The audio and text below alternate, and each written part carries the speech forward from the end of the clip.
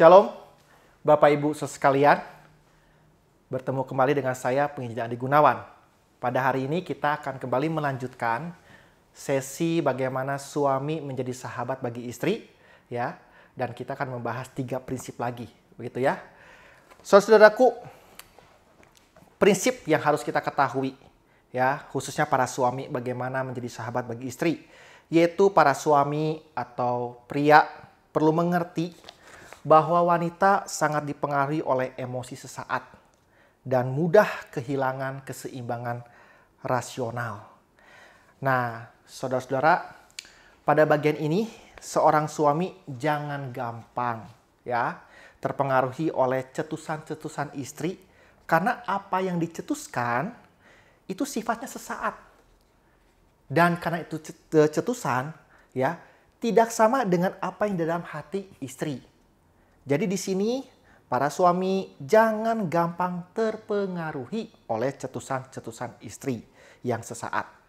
Nah, saudara-saudara, pada saat terjadi konflik ya, seorang suami atau pria jangan meninggalkan. Ya. Mungkin kita pernah lihat di sinetron-sinetron ya. Suami istri berantem lalu si suami atau prianya meninggalkan. Nah, saudaraku ingat, para suami ingat, pada saat terjadi konflik, seorang suami atau pria jangan meninggalkan, tetapi belajar untuk mendengarkan. Memang ini tidak mudah, ya. Tetapi kita mesti belajar untuk mendengarkan. Jangan meninggalkan istri dalam kondisi kita sedang berkonflik. Nah, saudara-saudaraku, jika memang kondisi emosi istri semakin tidak baik, maka suami bisa berkata seperti ini. Saya rasa tidak bisa kita teruskan sekarang. Kita tunda dulu ya, Ma. Nanti kita lanjutkan lagi. Ya. Jadi menunggu sampai kondisi emosi istri tenang, itu hal yang jauh lebih baik dan lebih penting. Barulah suami dapat mengajaknya untuk kembali berbicara dengan lebih logis. Ya. Nah, jadi intinya untuk para suami, jangan membalas emosi dengan emosi. Karena emosi mudah tersulut oleh emosi yang lainnya. Ya. Berikutnya, prinsip ya, yang kelima, para suami mengerti bahwa umumnya pada saat wanita bertanya, ia ingin berbicara. Dan ada kemungkinan istri atau wanita sedang mengalami kebingungan dan membutuhkan kejelasan dari seorang suami atau pria. Ingat, saudara-saudaraku, bagi wanita berbicara adalah hal yang memang merupakan kebutuhannya. Ingat dengan poin 3 yang pernah saya sampaikan bahwa wanita itu senang diajak berbicara, ya. Jadi bagi seorang wanita, percakapan jauh lebih penting dari isi percakapannya. Mungkin buat suami pada saat ngedengerin istri kita berbicara, receh. Atau juga sesuatu yang gak penting. Atau kok kayaknya gak masuk rasio saya. Saudara-saudaraku, khususnya para suami, dengarkan dan ingat bahwa bagi seorang wanita itu percakapan jauh lebih penting daripada isi, ya. Dan yang terakhir, prinsip yang perlu kita ketahui, ya, khususnya para suami. Para suami mengerti bahwa wanita melihat dunianya itu secara personal atau pribadi dan ingin dinilai baik. Nah, saudaraku, jika seorang pria itu ingin dinilai sanggup atau mampu, tetapi bagi seorang wanita atau istri ingin dinilai baik.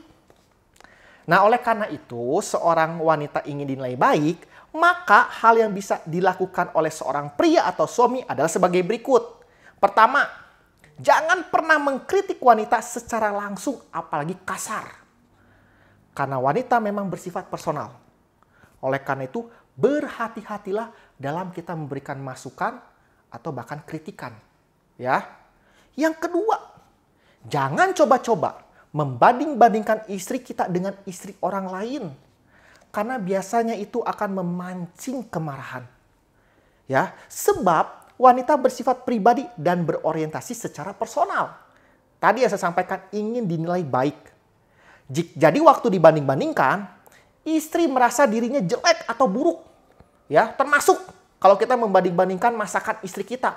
Ya, masakan mama saya ya jauh lebih enak daripada masakan kamu. Waduh, ya.